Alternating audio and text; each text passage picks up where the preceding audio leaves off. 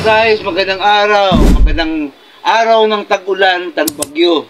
Ito guys, nagluluto ako ng butter stream. Yan. Wow. Yan o. Bango. Ito ulam namin ngayon guys.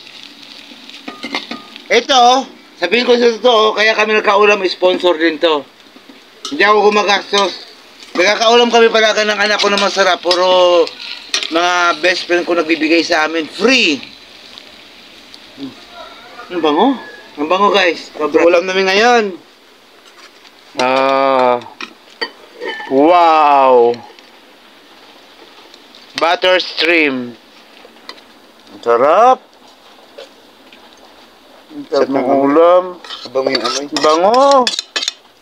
Yan ang ulam namin ngayon guys.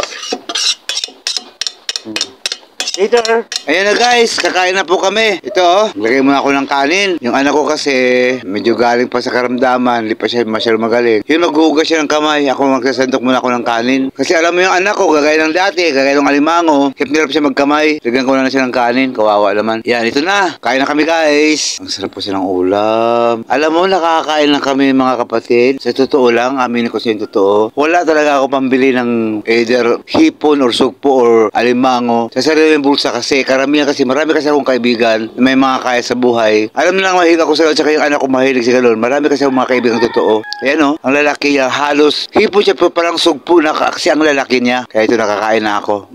Yan ang sarap niyan. Ito na, bonus mo ng anak ko. Ito nakakain na siya. Ayan na, ipapakita yung ulam namin. Pero sa totoo lang, manalangin muna kami guys. Hindi kami pwedeng kumain na hindi kami nanalangin. Pasalamat baga. Ito na. Yan, ipakita mo na sa mga followers at mga kayo. Hindi ako lang iinggit ha. Kasi kaya ko pala pakita kahit paano, nakakain naman kami na masarap dahil sa tulong at awa ng mga kaibigan namin. Praise, ayan o, look. Wow! Malalaki niyan, sa totoo lang. Mas ang sarap pa. Kaya niluto ko na masarap para masarapan kami. Hindi yung basta lang i-prito yun. May, ano yan, butter stream na ginawa ko. Garlic, yun, masarap siya. Yan, binuksan ko na. Di mo, laki oh. Halos kasi laki ng daliri kung malalaki. Yan, kakainin ko na yan. Yung mga anak ko, ang tagal pa. Dahil hirap siya nga, ayaw nga niya magkamay. Yan, nakakainin ko na yan. Subo mo na. Yan. Yan.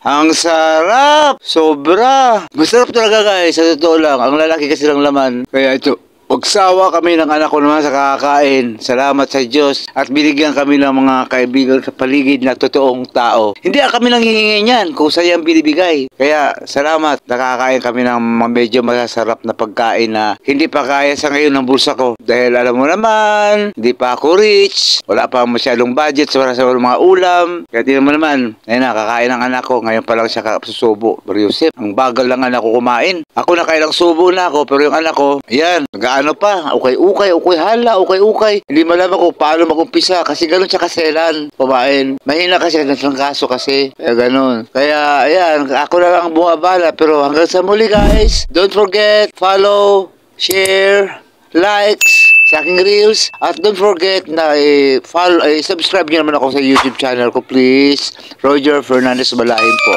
Hanggang sa muli, till next video, bye-bye!